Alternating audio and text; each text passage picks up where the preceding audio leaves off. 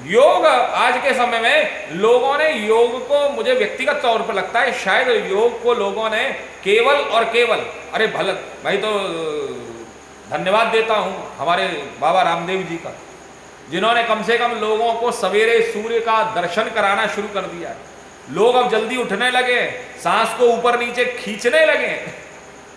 जरा विचार करिए, तेज तेज जल्दी जल्दी सुबह सुबह निकल जाए, सांसों की आवाजें आपको आने लगेगी। सुबह 4 बजे व्यक्ति कम से कम उत्थापन उसका होने लगा है।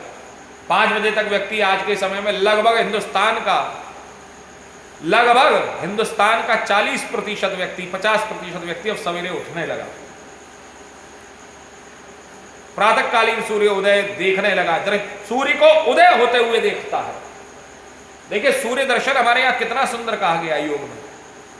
हमारे यहां सूर्य दर्शन, जो व्यक्ति बोले एक ताजी हवा 100 रोगों की दवा, जरा विचार करिए, एक ताजी हवा 100 रोगों की दवा। आप कुछ मत करिए, सुबह सुबह जाकर के आधा पौन घंटा सूर्य उदय से पहले आप हवा लीजिए, oxygen, go for the fresh air.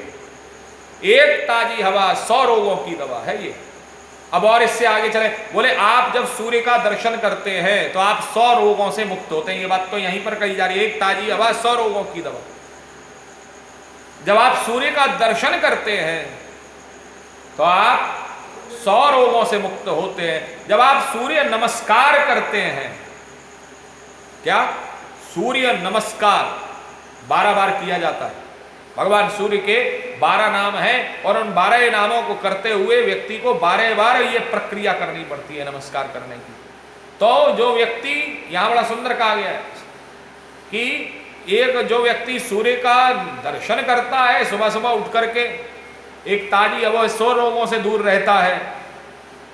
जो व्यक्ति सूर्य नमस्कार करता है वो 1000 रोगों से दूर रहता है।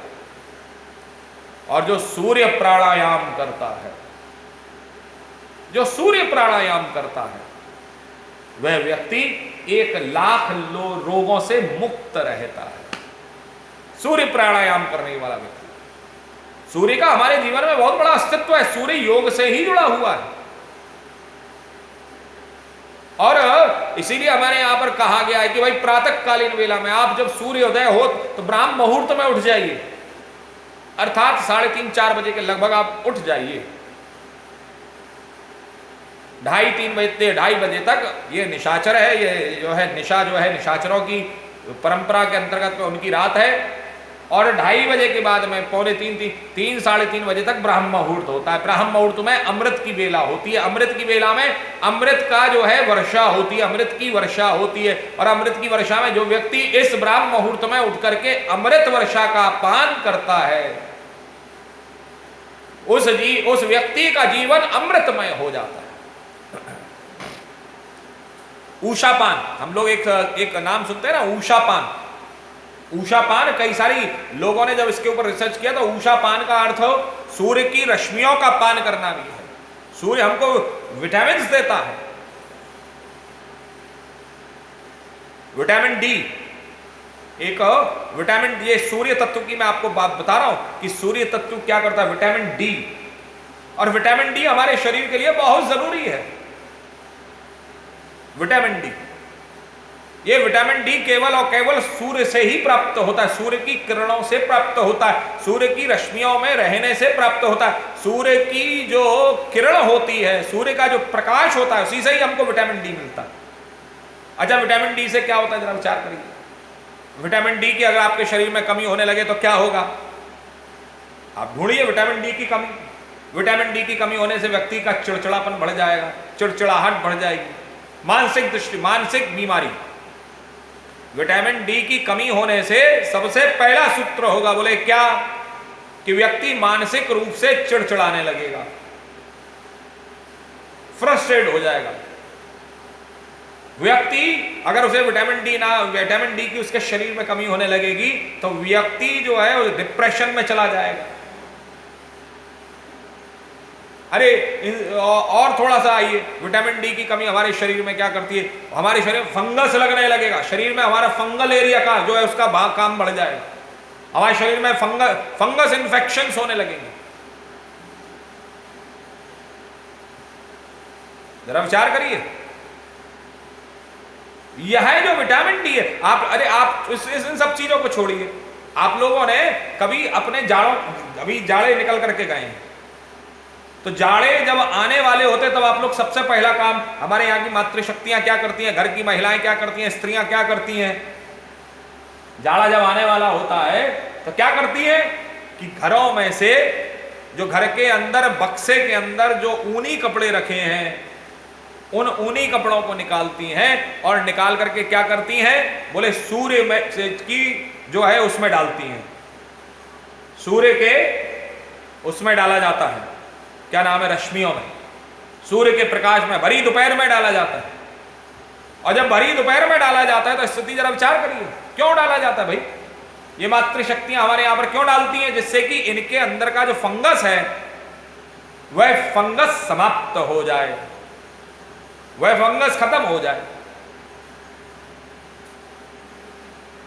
जिससे कि इस कपड़े के अंदर अगर कोई बीमारी आ गई है, इस कपड़े के अंदर अगर कोई कीड़ा लग गया है, तो वह है सूर्य के प्रकाश में डालने से दो तीन दिन उसको डाला जाता है लगातार पलट पलट करके, और फिर उसके बाद में उसका फंगस, फिर हम मान लेते हैं भाई। और अभी भी वर्तमान समय में भी आप देखिए, ये कोरोना का जो चल रहा है, इसके लिए भी डॉक्टर्स वगैरह क्या कह रहे हैं, डॉक्टर्स ने जो शोध किया है, शोध करके बोला कि अगर आप अपने कपड़े को नहीं धो सकते हैं तो आप लेकर के कम से कम 3 से 4 घंटे सूर्य के जो है सूरज की रोशनी में डाल दीजिए, धूप लगने दीजिए, धूप लगाइए जितना ज्यादा लगा सकते।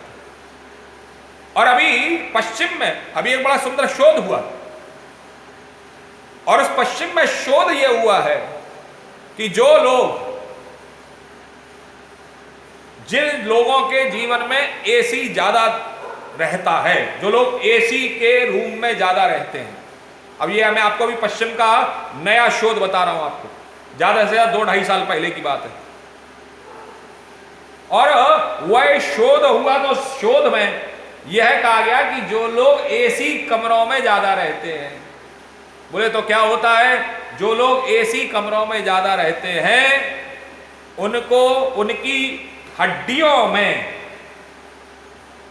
विटामिन की कमी आ जाती है,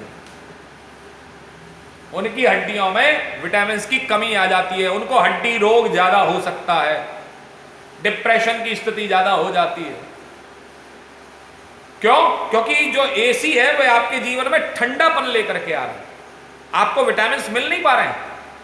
आपने कभी एक मजदूर को उसको देखा जो उसमें आसमान में, खुले आसमान में काम कर रहा है, रिक्शा चला रहा है, पसीना निकल रहा है, उसको लगभग कोई ऐसी बात नहीं कि रोग नहीं होता है, रोग होता है, लेकिन उसके आधे से ज्यादा रोग जो है उसकी मेहनत की वजह से, जो उसे पता नहीं है, वह समाप्त हो जाता है। जरा विचार करिए, यह जो हमारा सनातन धर्म है, इन सनातन धर्म में ये जो सूर्य का विज्ञान है, ये सूर्य विज्ञान अपने आप में बड़ा अद्भुत विज्ञान है। वेद कहता है सूर्य आत्मा जगत सस्तुखश्य, सूर्य इस जगत का आत्म तत्व है। सूर्य का पान करना, उषा पान, हम लोग एक अक्सर करके एक नाम सुनते हैं योग की प्रक्रिया में, आज के समय में पता नहीं आप लोग जानते हैं या नहीं, उसमें कहा जाता है उषा पान। उषा कहते हैं, उषा सूर्य की पत्नी का नाम है, और सूर्य की एक पत्नी का नाम उषा भी है। प्रातःकालीन वेला की जो पहली किरण होती है, प्रातःकालीन वेला की जो पहली किरण होती है, उस किरण को उषा कहा जाता है। उस किरण को क्या कहा जाता है? उस किरण को उषा कहा जाता है। और जब उस किरण को उषा कहा जाता है तो विचार करिए, उस किरण को जो उषा कहा जाता है उसकी स्थिति क्या होती है? बोले उसका पान करना चाहिए। क्या करना चाहिए? बोले उसका पान करना चाहिए। बोले अच्छा उसका पान कैसे करें? कई सारी प्रक्रियाएं हैं उषा पान करने की। उषा पान करने की कई सारी प्रक्रिया है। उषा पान करने वाला व्यक्ति, बड़ा सुंदर कहा गया है, जो व्यक्ति उषा पान करता है ना, वो व्यक्ति लगभग 1000 रोगों से मुक्त रहता है। उषा पान करने वाला व्यक्ति कैसा होता है? जरा विचार करें। ऊषापान अर्थात जो प्रातःकाली सूर्य निकल रहा है और निकलते ही समय आप जल का पान कर रहे हैं, इसका जो उसकी जो किरण है उस किरण को हम अपने शरीर के अंदर, बॉडी के अंदर हम उसे ग्रहण कर रहे हैं, एक ऊषापान यह भी है। और वह किरण एक बार अगर हमें ऊषापान करना आ गया तो हमारा शरीर स्वर्ण की तरह, सोने की तरह दमकता है। दूर से व्यक्ति ऐसा प्रतीत होगा, ओहो क्या बात है, इसके चेहरे पर से नजर नहीं हटती। साहब वही गाना आया था ना, चेहरे से नजर नहीं हटती है? अब इसके आगे का तो मुझे नहीं पता, लेकिन वो जो मेरा काम था बता रहा, वो आप समझ जाएंगे, चेहरे से नजर नहीं हटती है व्यक्ति। इतनी लावण्यता, इतनी सौंदर्यता, उसके इतना चेहरे पर कांति, इतनी चेहरे के ऊपर हो तेज, ओज विराजमान हो जाता है शरीर में। वर्ण प्रसादम, जरा विचार करिए, अब स्थिति क्या बन गई है, जरा विचार करें कि जब हम, यह है सूर्य विज्ञान,